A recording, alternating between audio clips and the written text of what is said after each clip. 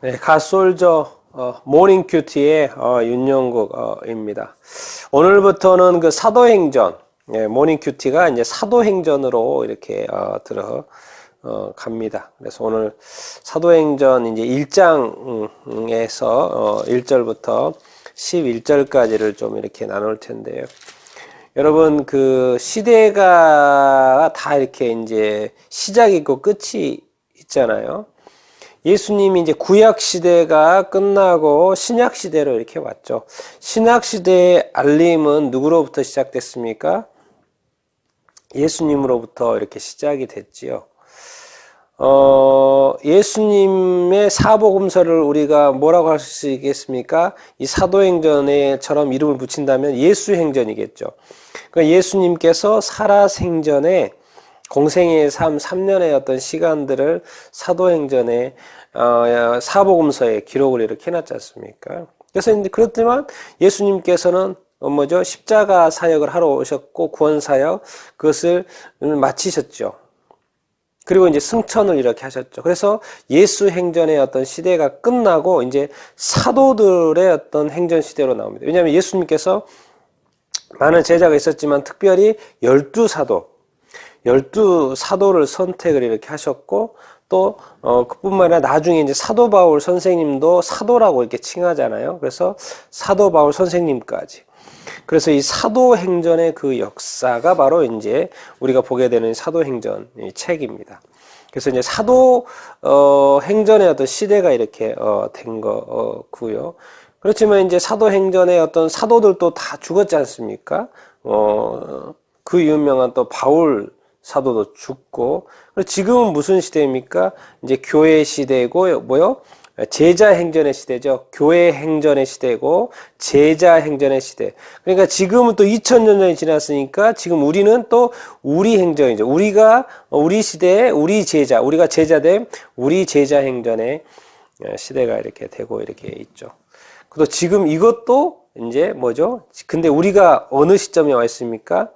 요즘에 말로 하면 종말의 시대, 또 계시록의 시대에 있는 것이죠. 그래서 시간적인 그런 개념도 우리가 알면 더 좋겠고요. 그래서 오늘 이런 또 시대, 이제 사도행전의 시대, 이것도 2000년 전의 역사잖아요. 2000년 전에 일어났던 그 역사.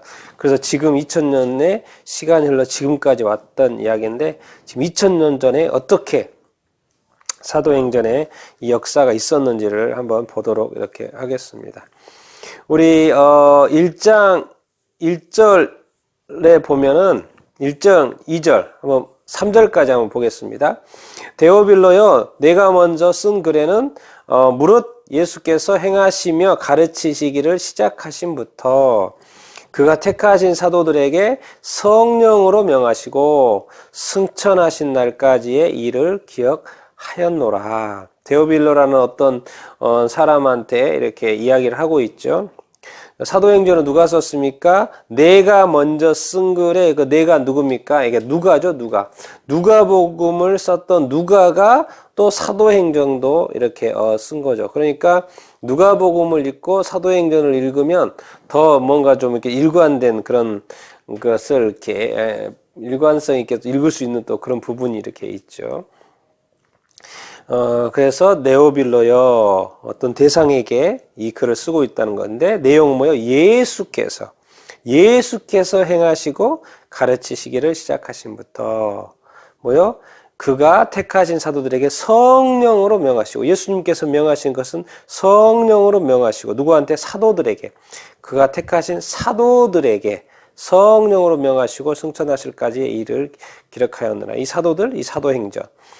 사도들에게 성령으로 명하셨다. 그리고 3절에 그가 고난 받으신 후에 또한 그들에게 확실한 많은 증거로 친히 살아계심을 나타내서, 살아계셨다는 뭐래요? 죽었다가 살아났다는 거. 부활인 거죠, 부활 때. 고난 받으신 후에, 고난받아 십자가에 못 박혀 죽으신 후에 또 예수님께서 친히 살아나셨다라는 거죠. 아버지께서 죽은 예수 그리스도를 살리신 거죠. 친히 그래서 살아계신 거예요. 다시 살게 되신 거예요. 친히 살아계심을 나타내서 며칠 동안 승천하시기 전에, 하늘로 승천하시기 전에 40일 동안 이 땅에 머무르셨잖아요. 그래서 40일 동안 그들에게 보이시며 뭐에 대해서 말씀하셨다? 하나님의 나라. 예수 그리스도가 이 땅에 오신 것은 하나님의 나라의 선포입니다. 회개하라 천국이 가까이 왔느니라. 회개하라 하나님의 나라가 가까이 왔느니라. 하나님의 나라의 일을 말씀을 이렇게 하시는 것이죠. 이것에 대해서 뭐죠? 누가가 데오빌로 각하에게, 누가복음 각하라고 되어 있으니까 데오빌로 각하에게 글을 써서 누가복음에 보냈던 이야기를 언급을 하고 있고, 이제 오늘은 이제 4절 5절 읽겠습니다. 사도와 함께 모이사 그들에게 분부하여 이르시되 예루살렘을 떠나지 말고 내게서 들은 바 아버지께서 약속하신 것을 기다리라. 요한은 물로 세례를 베풀었으나 너희는 몇 날이 못되어 성령으로 세례를 받으리라 하셨느니라. 이렇게 말했습니다. 뭐죠? 사도들에게 함께 모여서 그들에게 분부했다라는 거예요. 누가 이제 빨간 글씨로 되어 있잖아요. 예수님이 뭐라고요? 예루살렘을 떠나지 말고 내게서 들은 바 아버지께서 약속하신 것. 아버지께서 약속하신 것이 무엇입니까? 5절에 보니까 성령이죠, 성령. 그래서 요한은 물로 세례를 베풀었는데 너희는 몇 날이 못되어 성령으로 세례를 받으라. 몇 날이 못되라는 건 뭡니까? 예수님께 승천하시고 10일 동안 다락방에서 기도했잖아요. 120명이 모여서 그 10일 후에 몇 날이 못 되는 거예요. 10일밖에 안 되니까. 10일 지난 후에 몇 날이 못 돼요? 성령으로 세례를 받으리라. 사도들에게 뭐예요? 성령이 내리실 것을, 성령으로 세례 받으실 것을 예수님께서 약속하신 건데, 그 성령은 뭐예요? 아버지께서 약속하신 것이고, 아버지께서 받아서 예수님께서 이제 사도들에게 부어주시는 것이죠. 이건 약속이죠, 약속.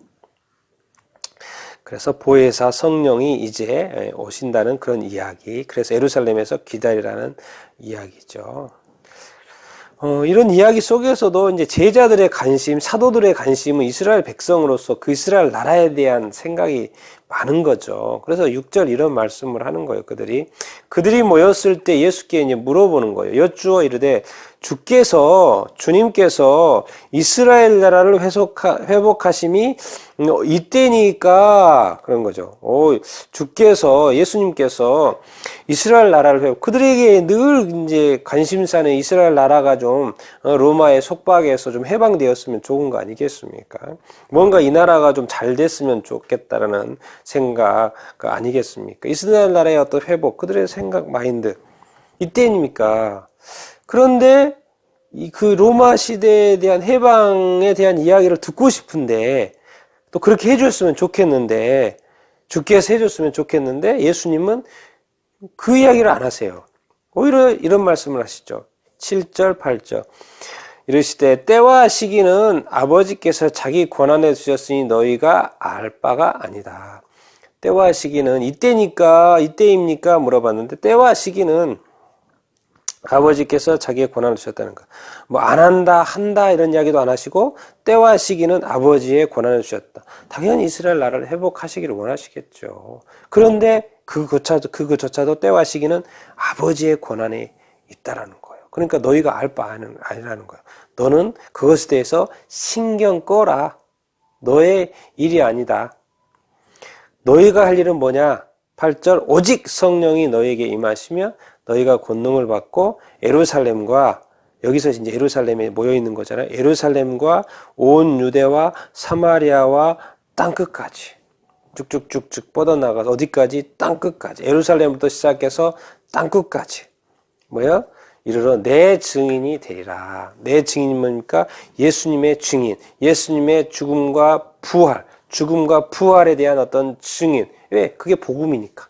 예수 그리스도를 믿음으로, 예수님께서 죽음과 부활을 믿음으로 우리가 구원을 받잖아요. 내 증인 되어라. 증인 되는데 어떻게? 성령과 함께. 왜? 너희가 인간의 연약함, 할 수 없는 그것을 하나님이 하시는데, 하나님이 어떻게 하시냐? 성령으로 하신다는 것이죠. 그렇기 때문에 너희는 반드시 성령으로 덧입혀야 한다. 그렇기 때문에 성령이 너에게 임하셔야 한다. 사도들아, 너희가 할 수 있는 게 아니다. 하나님이 하시는 것이고, 이 세상에 엄청난 이 땅끝까지 가는 예루살렘뿐만 아니라, 예루살렘에도 로마의 총독이 있고, 왕들이 있고, 유대도 다른 왕들이 있고, 사마리아에 가도 이방인 왕들이 있고, 땅끝에 가봐라. 각 나라 이방인 임금들이, 왕들이 있다. 거기에서 담대하게 증언할 수 있는 것은 바로 성령이 너에게 임하셔야지, 너희가 그런 어떤 권능과 파워를 받아서 그 일 증인된 증언을 할 수 있고 증인된 삶을 살 수 있고 사역을 할 수 있는 것이다. 거기에도 교회가 세워지는 것은 성령으로 세워질 수 있다. 이런 어떤 명령을 주시는 거죠. 명령을 주시고 9절에 보면 올라가셔요. 그냥 올라가셔. 예수님이 이제 바톤 터치 하는 것이죠. 올라가셔야지만이 성령이 내려오시는 거기 때문에 예수님 이제 올라가시는 거죠. 9절 봅시다. 이 말씀을 마치시고 그들이 보는데 올려져 가시니 구름이 그를 가려 보이지 않게 하더라. 그들이 보는 가운데서 이제 복음서도 보면 올라가셨다는 것을 그들이 봤죠. 올라가시는 것을 올려져 가셨죠. 예수님이 이제 이 땅의 사명을 끝마치고 40일 부활하신 후에 40일 있다가 이제 끝마치고 올라가시는 거죠. 올라가서 어디 가세요? 하나님 우편에 앉아 계시는 것이죠. 그런데 이제 10절, 11절도 우리가 열심히 봐야 되는 게 올라가실 때 제자들이 자세히 하늘을 쳐다보고 있는데 흰옷 입은 두 사람이 그들 곁에 서서 흰옷을 입었고 두 사람이고 그러니까 이제 천사죠. 천사가 두 사람의 형태로 나타난 거죠. 11절 이르되 갈릴리 사람들아 어찌하여 서서 하늘을 쳐다보느냐. 당연히 예수님이 올라가는 것을 보니까 하늘을 쳐다보고 있는 상황이겠죠. 너희 가운데서 하늘로 올려지신 이 예수는 하늘로 가심을 본 그대로 너희가 지금 예수가 하늘로 승천하여 가시는 것을 하늘로 가시는 것을 봤지 않냐. 본 그대로 하늘로부터 오시리라. 그대로 오시리라. 예수님은 하늘로 가서 하늘로 오시는 것이죠. 누가 말하는 거예요? 천사가 말하는 거죠. 하나님이 보내신 천사가 말해주는 것이죠. 이 천사들은 누구겠습니까? 예수님이 탄생했을 때 천사들이 찬양했고 천사들이 하나님의 심부름꾼으로 계속 일했고 또 천사가 나타나서 뭐죠? 너희들이 하늘로 올라가심을 본 그대로 오실 것이다. 그러니까 성경에 다른 말로 뭐라고 합니까? 예수님이 구름 타고 오신다. 자꾸 말씀하지 않습니까? 천사들과 함께 뭐죠? 구름 타고 오신다. 그죠? 아직 우리가 그걸 보지 못했잖아요. 예수님이 구름 타고 오시는 거, 하늘로부터 오는 것을 아직 보지 못했잖아요. 본 그대로 본 그대로, 사도들이 봤던 그대로, 또 우리 모든 민족의 사람들이 본 그대로, 그래서 성경에도 모든 민족이 보게 될 것이라고 요한계시록에 기록하고 있지 않습니까? 그래서 예수님은 다시 구름 타고 오실 거라는 거죠. 그래서 어쨌든 이제 예수님의 행전이 끝나고 예수님은 가셨고 이제는 뭐요? 성령이 너에게 임하실 것이다. 이렇게 말씀하고 있습니다. 그래서 이제 성령의 시대가 시작이 되는데요. 이것은 바로 뭡니까? 이제 성령이 이제 2장에 가서 오순절날 성령이 임하시잖아요. 그런 것처럼 이제 우리에게도 성령이 임하셔야 된다는 거죠. 사도들의 시대가 끝났어요. 사도가 이제 죽었잖아요, 올해. 그리고 이제는 뭐 이제 지금은 우리 시대인 거죠. 우리 시대인 거죠. 이 시대 우리에게 누가 임해야 된다? 성령이 임해야 된다. 그래서 성령으로 거듭난 우리 그리스도인들이 많이 있잖아요. 이제 성령의 권능의 삶을 살아야 된다는 거죠. 구원받았고 구원 이후의 삶을 살아야 된다는 것이죠. 이 사도행전의 시작과 함께 성령과 함께 시작되는 이 시점에 우리도 다시 한번 성령을 이런 또 사도행전을 통해서 성령의 오심을 다시 한번 생각하고 성령의 어떤 충만함을 받아 살아야 된다는 것을 다시 한번 생각하고 다시 그 회복하는 그런 어떤 시간이 될 수 있게 되기를 이렇게 바랍니다. 다시 한번 여러분이 성령의 충만한 삶을 또 살아가기를 소망하기를 원하고 또 그러한 삶을 또 살아낼 수 있게 되기를 또 예수님의 이름으로 축원드립니다. 성령으로 사는 것은 하나님의 자녀로서 예수의 자녀로서의 사는 것입니다. 그런 삶을 다 여러분들이 영적인 삶 또 하늘의 삶 구원받은 자의 삶을 다 살아낼 수 있게 되고 또 살아갈 수 있게 되기를 축원합니다.